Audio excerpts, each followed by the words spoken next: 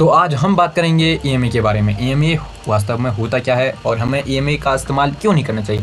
15 EMI, 20 EMI, 30 EMI, चाहे किसी भी प्रकार का ईएमआई हो तो हमें वह किस प्रकार से मतलब हेल्प में नहीं लेना चाहिए।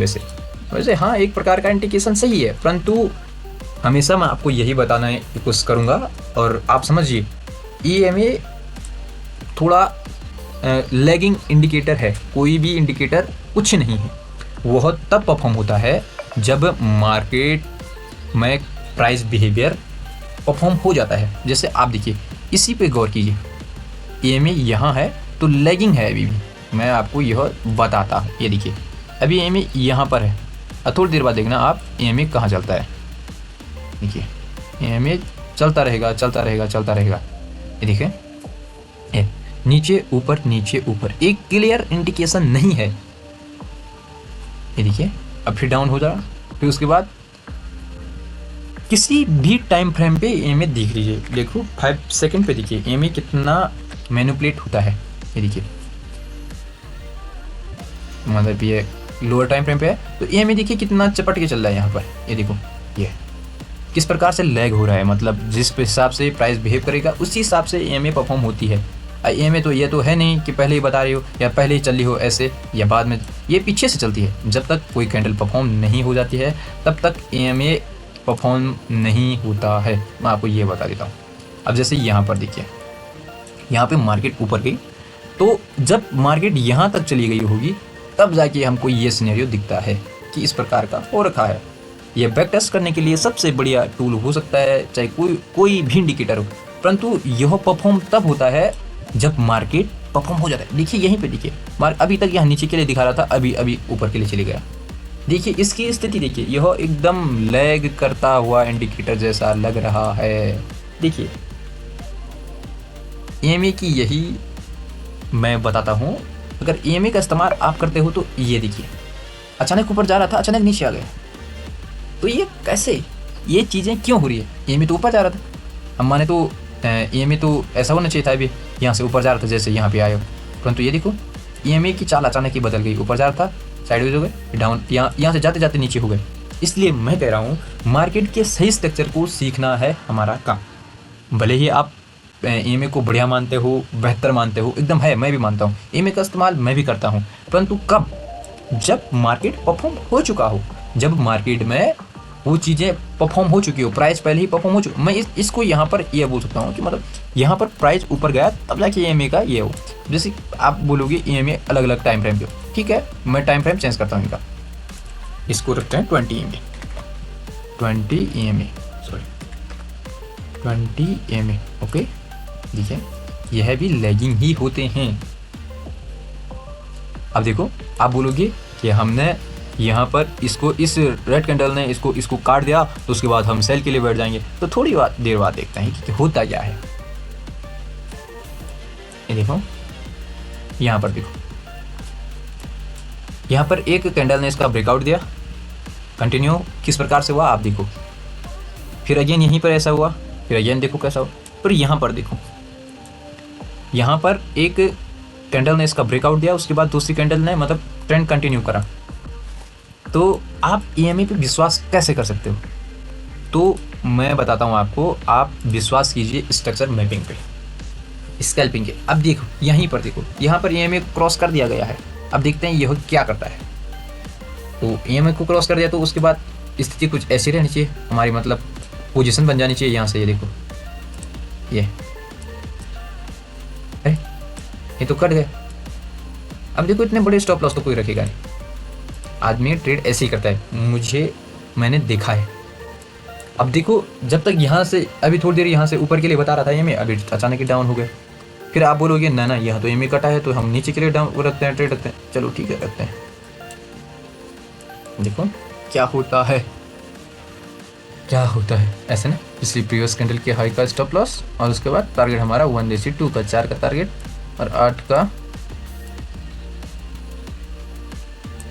1/3 ऐसे कुछ हो सकता है। तो अभी देखते हैं।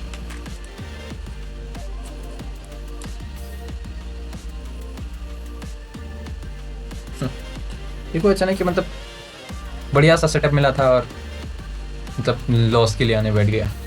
क्या ही कर सकते हैं ऐसे।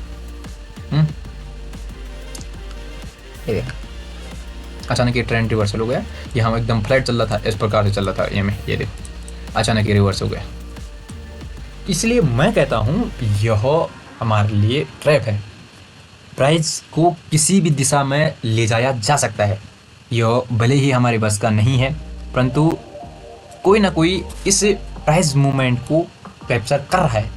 जो भी ये कैंडल बन रही है, ये हमारे सामने बनाई जा रही है। यहाँ पर ऑर्डर्स पे बात होती है, जहाँ ऑर्डर वहाँ मार्केट चलता है। माने बात, आपने यहाँ से बाइंग कर रखी है, आपने यहाँ बाइंग कर ली, आपने यहाँ बाइंग नीचे के लिए कर रखी है, तो वह आप स्टॉप लॉस ऊपर डालेंगे ही डालेंगे। नहीं डालेंगे तो बड़ा लॉस हो सकता है, परंतु आप ऊपर स्टॉप लॉस आएंगे। जिस डायरेक्शन में सबसे ज़्यादा स्टॉप लॉस होंगे, मार्केट उन्हीं को कलेक्ट करने के लिए चलता है। तो उसका एक तरीका है, उसका एक तरीका है। तो वो तरीका यही है कि मतलब मार्केट चलता वहाँ है जहाँ पर अधिक से अधिक, ज़्यादा से ज़्यादा स्टॉप लॉस मौजूद हो।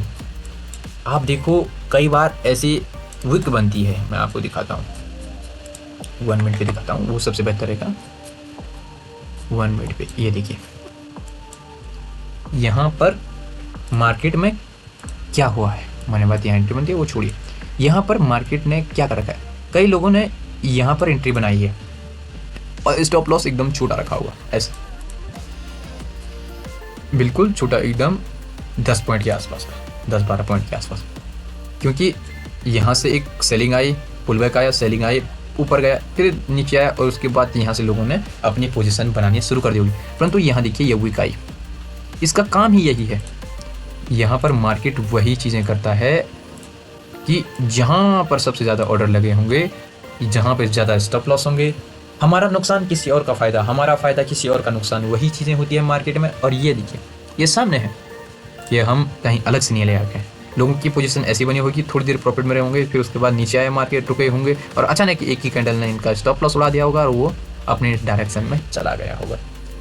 स्कैल्पर भले ही यहीं पर वो एग्जिट कर गया होगा, परंतु आप यह समझिए कि मतलब मार्केट वहाँ चलता है जहाँ पर ज़्यादा से ज़्यादा स्टॉप लॉस मौजूद हुई हो। आप उसके लिए स्ट्रक्चर मैपिंग का इस्तेमाल कर सकते हैं कि मतलब मार्केट की सही दिशा क्या है। अभी जैसे यहीं पर ये 15 मिनट आइडिया हो रखा है, थोड़ी सी सेलिंग एक्सपेक्ट कर सकता हूँ मैं यहाँ से। और क्या हो सकता है, देखता हूँ 15 मिनट पे क्या चल रहा है। यहाँ पर देखिए थोड़ा सा ऊपर गया, फिर नीचे आने की कोशिश कर। देखिए इंडिकेटर एकदम लैग परफॉर्म कर रहे हैं। देखिए यहाँ पर नीचे आया, अब देखिए जब तक मार्केट नीचे जा रहा था होगा, ये भी ऐसे यहाँ तक था होगा, अचानक रिवर्सल हो गया तो ये भी साथ साथ ऊपर के लिए शिफ्ट हो गया। यहाँ पर देखो ये बड़े टाइम फ्रेम पे, यहाँ पर बोलोगे आप बापा यहाँ पर तो ये EMA कट रखा है, यहाँ हमको पोजीशन में। भाई साहब यहाँ पोजीशन लेने के लिए भी है, अभी बताता हूँ क्या हो रहा होगा। यहाँ पर लोअर टाइम फ्रेम बताता हूँ मैं आपको, इसी को दिखाता हूँ मैं आपको। लोअर टाइम फ्रेम 15 मिनट, ये देखिए